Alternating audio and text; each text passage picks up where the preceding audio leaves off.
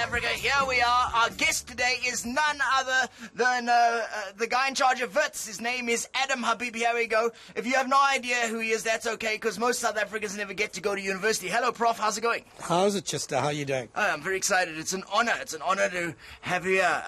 I don't know what to call you. Prof, I went to UCT, and we just don't recognize Joburg universities. Yeah, well, you know, you all have your problems too, right? Yeah, that's true. Well, I mean, you've got a university called WITS. Sounds like white supremacy a little bit, doesn't it? Well, it's an academic institution, unlike the Cape Town ones, which are kind of tourist facilities. They are. That's not even a joke. You were at UJ before. I was, actually. Is that because Boston City campus was full? Devlin said no. But how you doing? I'm great. I'm very excited. You wrote a book. I did, actually. Rebels and Rage. Rebels and Rage. That's how well he's doing at his job. If you do, what's it about? I mean, it's about the Fees Must Fall vibes and what went down at WITS. Is it on the market now? We can buy it. You can. It just came out on Friday last week. It's about Fees Must Fall. It's what happened about WITS. It's about the hard trade-offs that have to be made. It's about getting the story right. And I obviously bring a particular angle to it, which very few others bring. Yeah. And so I thought it would be useful to write. But it's also about how can we fix the universities and how can we do justice, social justice in a world that is difficult. Yeah. Yeah. And finally, it's a plea to the nation that these universities are important. And if we continue to have the instability, we'll destroy them. Absolutely. And then the rich will run away overseas. And then the poor will get the short end of the stick. Yeah, well, that's what your discourse is going to say, so you can sell the book. Because middle-class people buy books, don't they? Generally. Middle-class people buy books, but, you know, working-class people also starting to interact with books. It depends how you interact with them. Yeah, well, you can photocopy it, and I'll be selling it after the show from the back of my car. Listen, Prof, Wikipedia, yes, Wikipedia, it's not an academic essay. Wikipedia says you're a professor of political geography. What the hell is that? I have no idea. White liberals navigate the ANC. What, you don't know. I have no idea. I didn't put that down. I'm a professor of political science, not political geography. Someone lied on Wikipedia. Absolutely, I have the to make bastards. Sure I have to make sure we check it. Even Wikipedia is a liar. Damn it. So listen, political. Let's this book. We know you're promoting it. No one buys books in South Africa, and you're talking about it.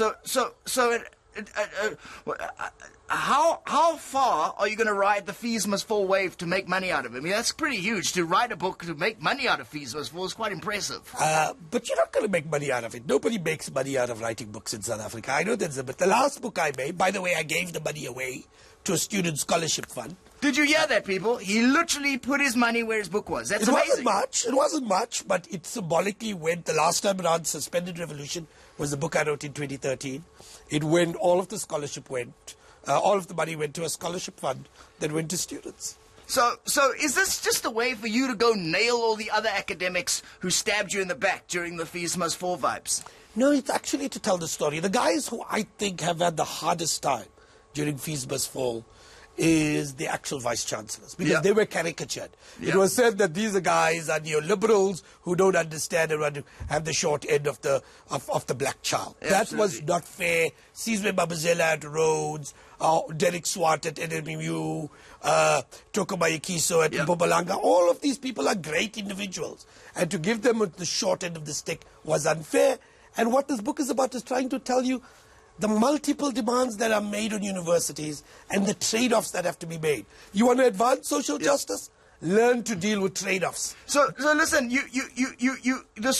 it's the students you seem to be mad at. In your book, you seem to have had a secret meeting with the Fallists at the Hyatt Hotel, which is kind of hilarious, and you left with a 2,000 rand bill, apparently. Is that true? To be fair, it wasn't the Fallists, it was two student leaders. Were they Fallists? Well, they claimed to be Fallists. Oh my gosh! Wow! That's like having a Gupta meeting and going, they were the Guptas, it was just Ajay. Yeah, well, that's right. But anyway, they did walk away leave me with the 2,000 rand alcohol bill. But that's the way life works out. I should have known, I didn't. And so I paid it from my own personal funds. Well, you see there, living the dream. You can use the profits from your book. You might have to chip in. But seriously, Prof, you called them a new generation of Jacob Zumas. What do you have against a generation that's been Jay-Z'd? Well, firstly, they're not a generation. What I've said in this book time and time again is that there's a difference between certain groups of student activists and the vast majority of students. I think the vast majority of students at WITS and elsewhere are great individuals. They committed to social justice, they're innovative, they're reimagining the world. But I do think that there's a strand in the movement, both among students, sometimes amongst academics, that have become like Stalinists. They don't want anybody else to have a different opinion. But surely that is because the system they're fighting is so oppressive. I mean, white capital has most of the power and ability to speak within our media and to control our discourse. These students are fighting against years of entrenched colonialism and white capital. They have far less access to the media and power, far less access to writing books and coming on TV shows to talk to puppets. How do you expect them to be reasonable? I mean, they're being angry. I'd be angry. I'd be freaking angry. I'm angry. I've got a white guy's hand in my backside. Well, But you know what that's like. You work at WITS. I'm not asking them to be reasonable. What I'm asking them to do is to be thoughtful. Thoughtful is a different thing. There's a chapter here that says, how do you achieve your own agendas? Understand power. Understand the power you have. Learn to subvert power. This is about tactics and strategies. If you don't understand tactics you put it and down strategies, hard, like Zach. That's right. You'll end up doing what Venezuela does, or what Pol Pot did, or what Stalin did. Listen. Each year we have fees must fall protests. Oh, why don't you just make that the new WITS graduation? Well, that's the problem. Carry on having this instability, and frankly, this institution, which is a great institution, which addresses inequality in our society, will disappear. And then your children, children won't be able to go to WITS again. Prof, you're in charge of a university. I don't have children. I'm made out of latex. If I have sex, bubbles happen. Well, don't worry. You'll adopt some children, and they'll have to go to WITS University.